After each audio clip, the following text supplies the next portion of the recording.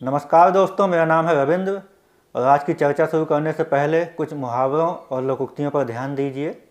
जब बोया पेड़ बबूल का तो आम कहाँ से होए, जैसा बोओगे वैसा काटोगे, परिश्रम ही सफलता की कुंजी है। लोगों को यह भी कहते सुना जाता है कि उसे अपने कर्मों का फल मिल रहा है। इन सभी बातों का सामान्य मतलब यही है कि हम क्या परिणाम देखते हैं यह हमारे आज के कामों पर निर्भर करता है। बहुत से लोग यह विश्वास करते हैं कि जो व्यक्ति जैसा कर्म करता है उसे वैसा ही परिणाम मिलता है। इसे कर्म सिद्धांत, कर्म का नियम या कर्मवाद कहा जाता है। असल में जब हम यह कहते हैं कि व्यक्ति को उसके कर्मों का फल मिलता है तो हम दो महत्वपूर्ण बातों को नज़रअंदाज कर देते हैं। पहला है कर्म और दूसरा है समाज। सबसे पहले हम समझते हैं कि कर्म शब्द का क्या मतलब होता है। कर्म का सामान्य अर्थ है मनुष्य द्वारा किया जाने वाला कोई काम।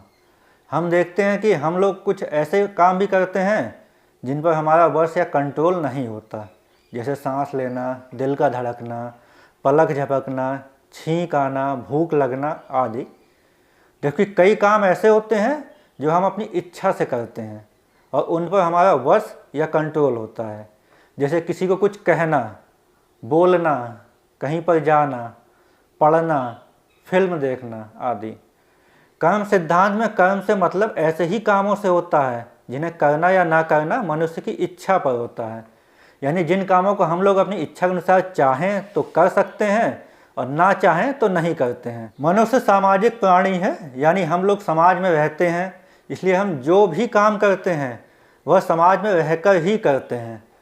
अगर मनुष्य भी अन्य जानवरों की तरह अकेला जंगल में रहता और उसका कोई समाज ना होता तो उसके काम भी अन्य जानवरों की तरह ही केवल अपने को जिंदा रखने के लिए ही होते। हम कभी नहीं कहते कि शेर, हाथी, हिरण, भालू आदि ने अच्छे या बुरे कर्म किए और उन्हें अपने कर्मों का फल मिला, क्योंकि हम नहीं सोचते कि ये जानवर भी हमारी तरह के किसी विकसित समाज में रहते हैं और हमारी तरह सोच विचार कर कोई काम करते हैं। इसी तरह अगर मनुष्य भी जानवरों की तरह जंगल में बिना किसी समाज के रहता और केवल जिंदा रहने के लिए काम करता, तब हम भी यह नहीं कहते कि उसने अच्छा या बुरा कर्म किया और उसे उसका फल मिला। वास्तव में हमारा समाज ही हमें बताता है कि कौन से काम अच्छे हैं और कौन से बुरे। समाज में चल रही प्रथाओं, नियमों, कानूनों और व्यवस्थाओं से ही हमें पता चलता है कि कौन से काम अच्छे कहलाते हैं और कौन से बुरे। जब कोई व्यक्ति किसी को गलत शब्द बोलता है, लड़ाई झगड़ा करता है या कोई अपराध करता है तो उसे पुलिस पकड़ती है और सज़ा मिलती है। जब कोई मेहनत करके कानून का पालन करते हुए अपना काम धंधा या बिजनेस करता है तो उसकी तरक्की होती है। जो मेहनत करके पढ़ाई लिखाई करता है उसको अच्छी नौकरी मिलती है।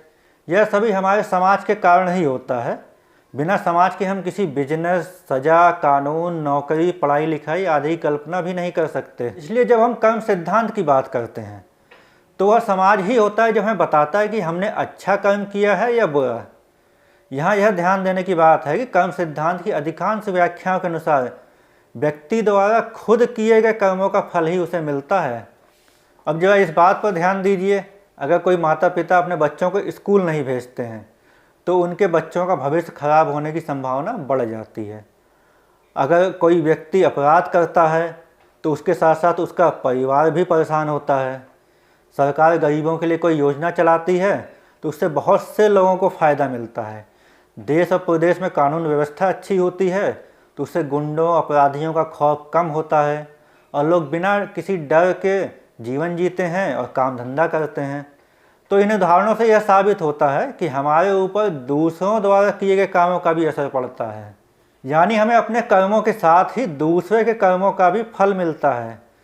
इस तरह अधिकांश लोग समझते हैं कि कर्म सिद्धांत का अर्थ यह है कि करने वाले को ही कर्म का फल भुगतना पड़ता है। अब बस यहीं पर बात खत्म हो जाती है। यह पूरा सच नहीं है और अनुभव से पता चलता है कि यह केवल आधी ही बात है। वास्तव में करने वाले के अलावा दूसरे पर भी कर्म का प्रभाव पड़ता है।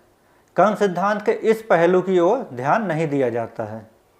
वास्तव में जब हम कहते हैं कि मनुष्य सामाजिक प्राणी है तो इसका मतलब ही होता है कि हम अपने कामों से अपने साथ साथ कम या ज़्यादा उस समाज और उसमें रहने वाले लोगों पर भी असर डालते हैं।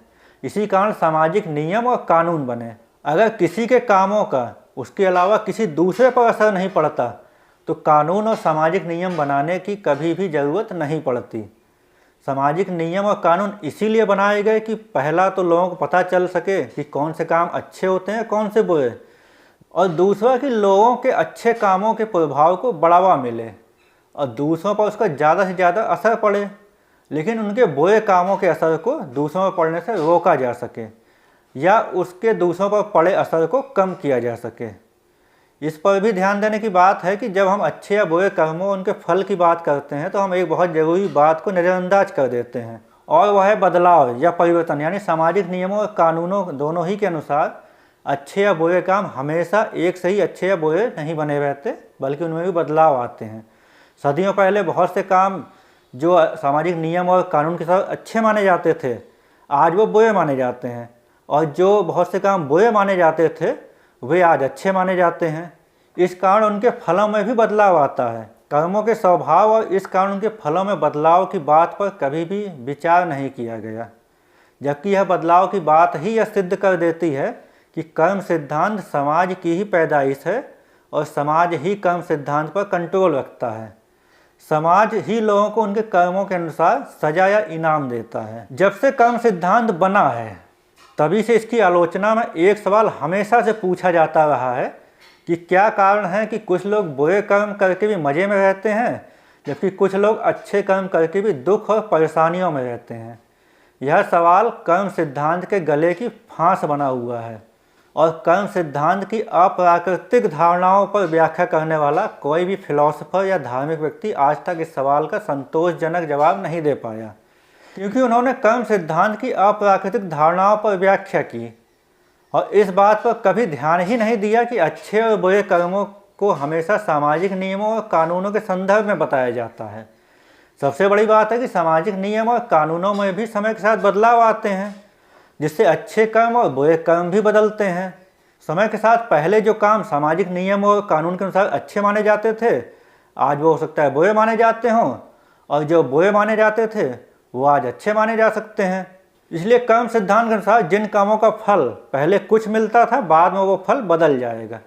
इसी कारण कर्म सिद्धांत की अप्राकृतिक व्याख्याएं गलत सिद्ध हो जाती हैं, क्योंकि कर्म सिद्धांत की अप्राकृतिक व्याख्याएं कर्मों और उनके फलों के स्वभाव में बदलाव होने की बात नहीं करती हैं, क्योंकि वो कर्म सिद्धांत के कंट्रोलर के रूप में अप्राकृतिक शक्तियों को मानती हैं। इसी कारण वे इस सवाल कि क्या कारण है कि कुछ लोग बुरे कर्म करके भी मज़े में रहते हैं, जबकि कुछ लोग अच्छे कर्म करके भी दुख और परेशानियों में रहते हैं, का संतोषजनक जवाब नहीं दे पाते। लेकिन हमने अभी तक की चर्चा में जाना है कि कर्म सिद्धांत की पैदाइश अप्राकृतिक नहीं है, बल्कि वह हमारे समाज की ही उपज है।